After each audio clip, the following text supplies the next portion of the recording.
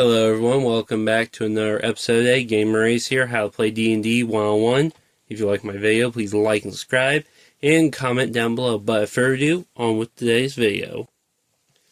So, you decided to play Rogue, the backstabbing one-man army of your team, conversed in the shadows, knowing how to pickpocket and kill without being seen.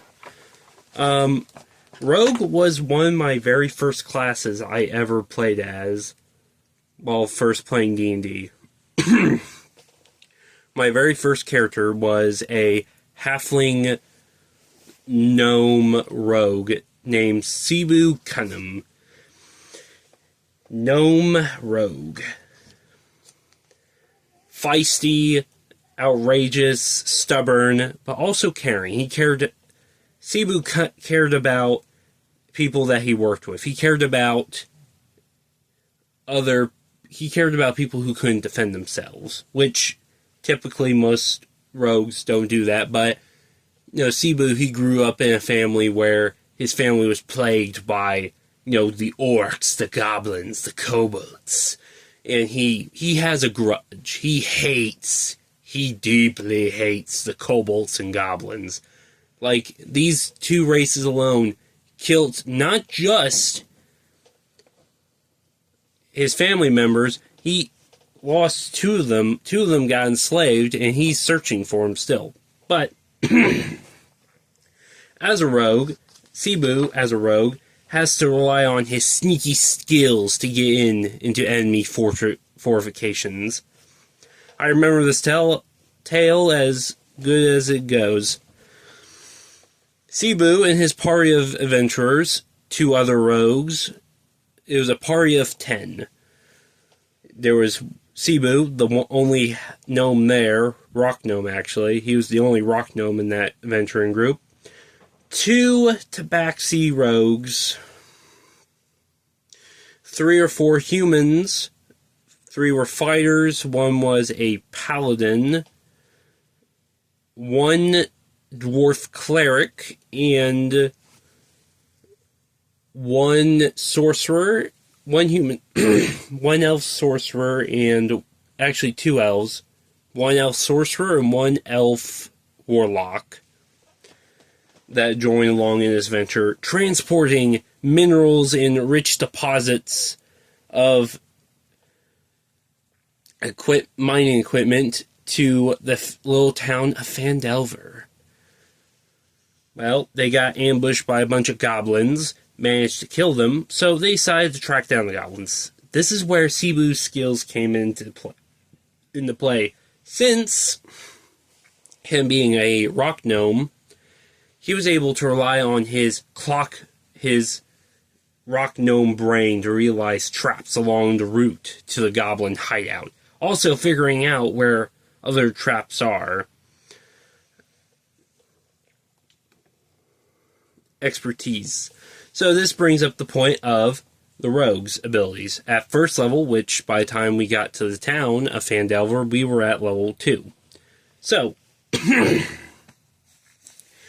at first level, you get +2 proficiency bonus, plus you have a 1d6 sneak attack bonus when you do a sneak attack, 1d6 extra damage. Features, you get expertise, sneak attack, Thieves' Cant. Thieves' Cant, it's a good language, but it's really involved when you are messing with in a bigger game.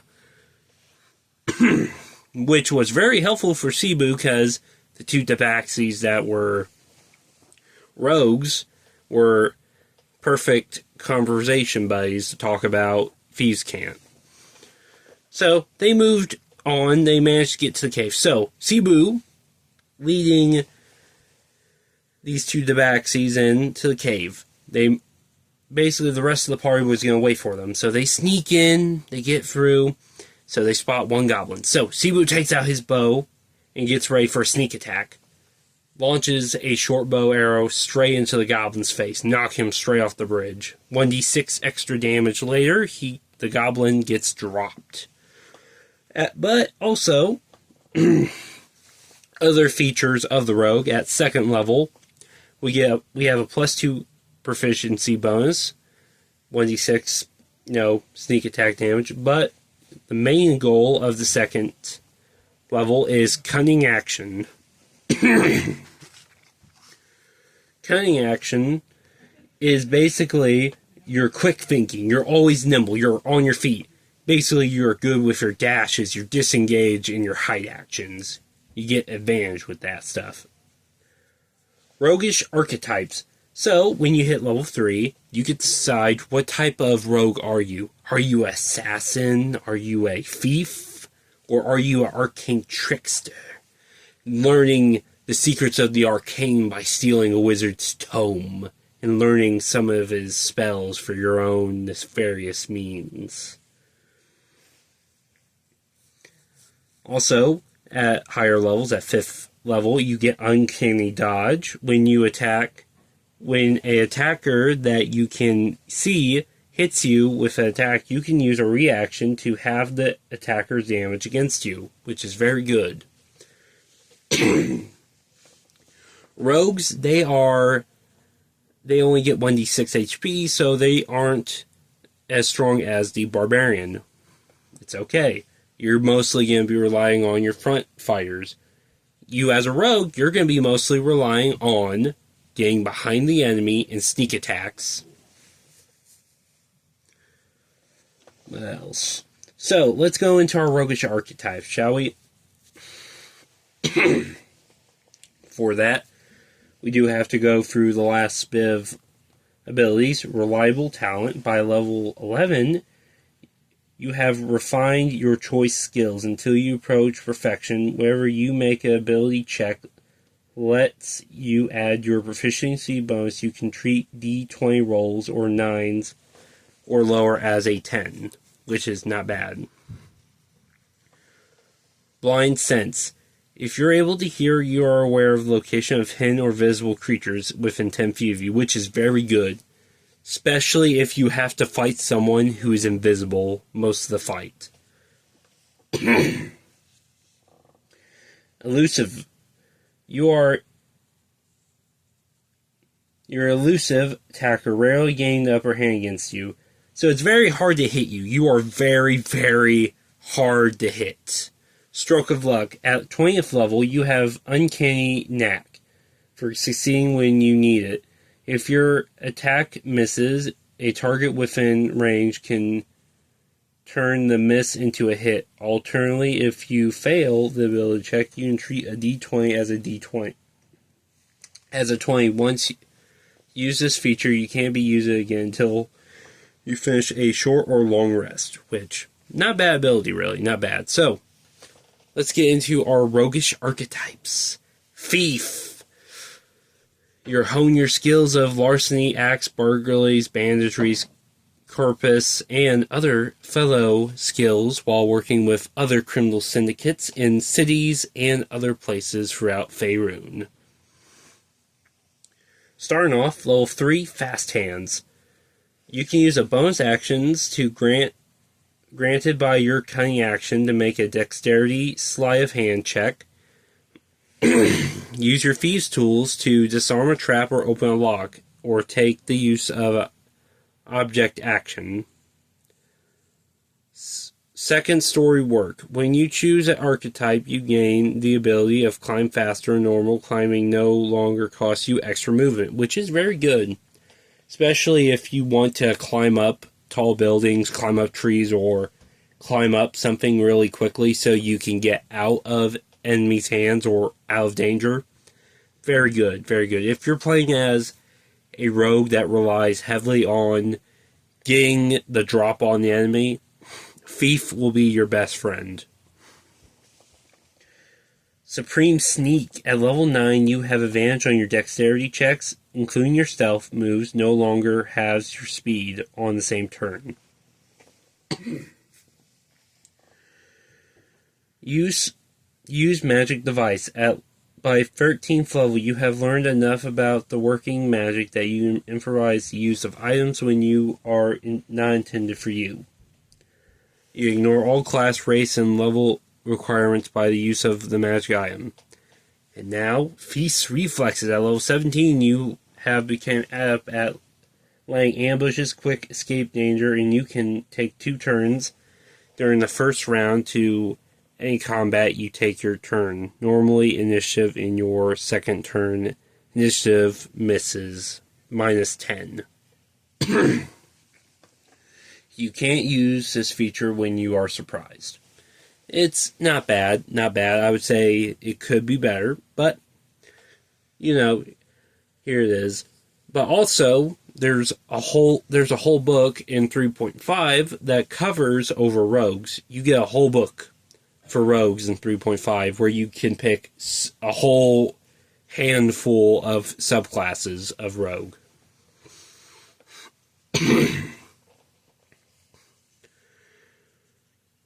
Assassin. Basically, everyone who ever plays Assassin's Creed or plays any game where it involves assassination type of jobs, you know what I'm talking about. Assassin. Basically, your job is to get in, kill the enemy, get them killed as fast as possible with stealth, get out.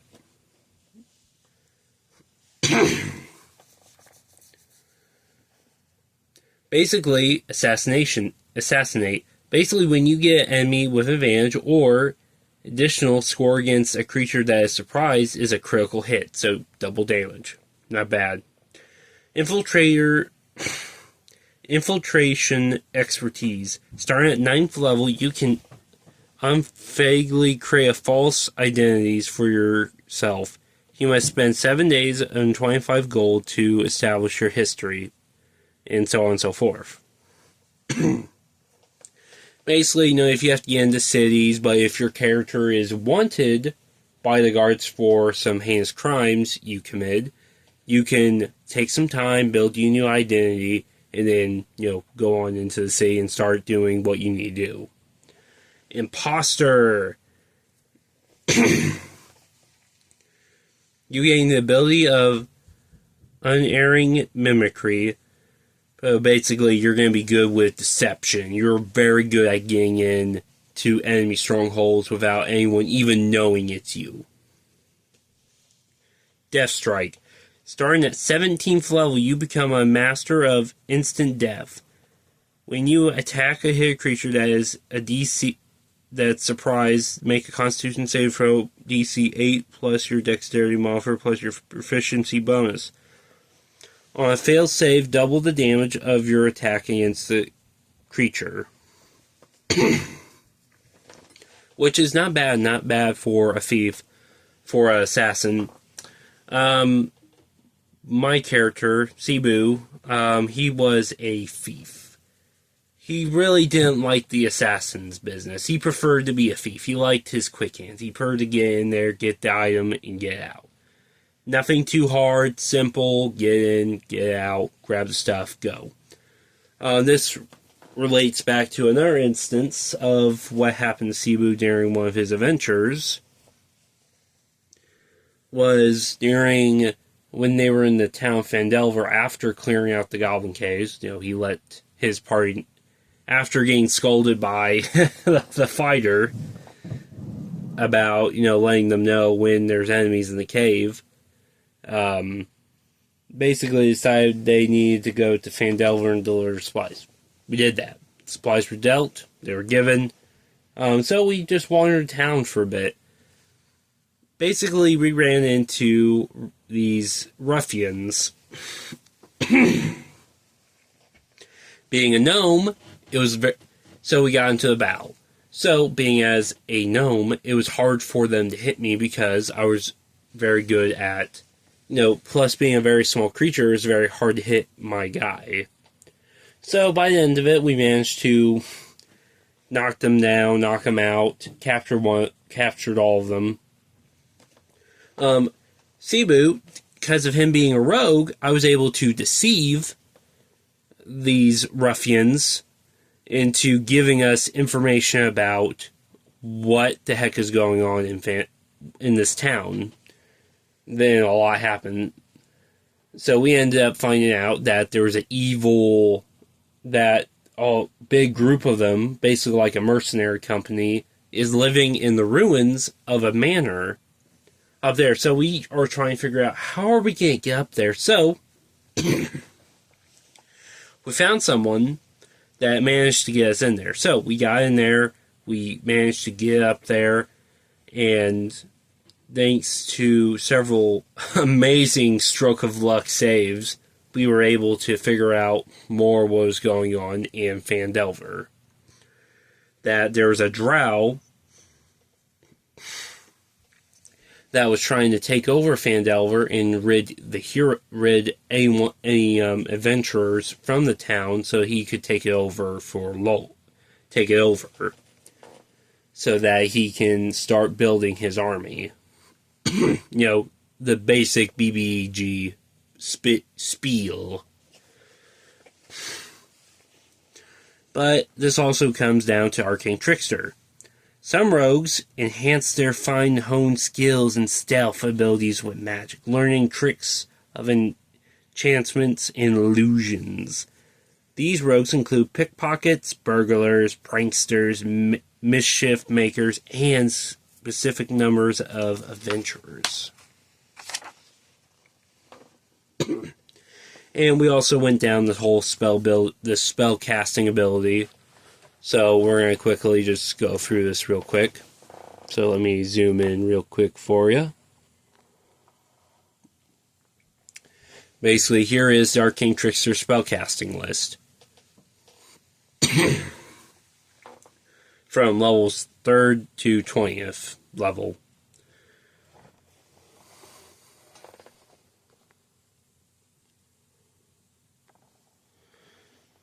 But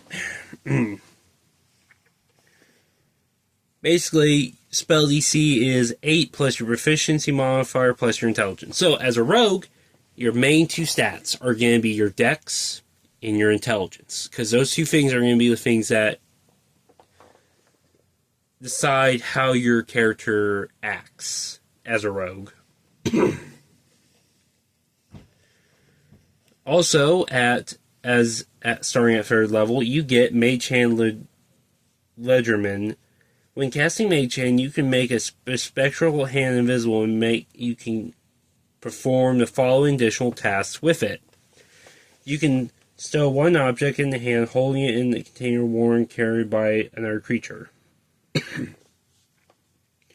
You can retrieve an object in a container worn or carried by another creature. You can use fuse tools to pick locks and disarm traps at range, which is broken with this Mage Hand. You can perform one of these tasks without being noticed by a creature exceeded on a dexterity sleight of hand check, contested by a creature wisdom or perception check. In addition, you can use a bonus action granted by additional cunning action to control the hand. And it follows the same as the Assassin Magical Ambush. So basically, your spells on it, the creature has disadvantage on any saving throws it makes against the spell this turn. Visceral Trickster, so basically, you're good with illusions. Basically, some enemies are going to have advantage with certain spells that you cast. And Spell Thief.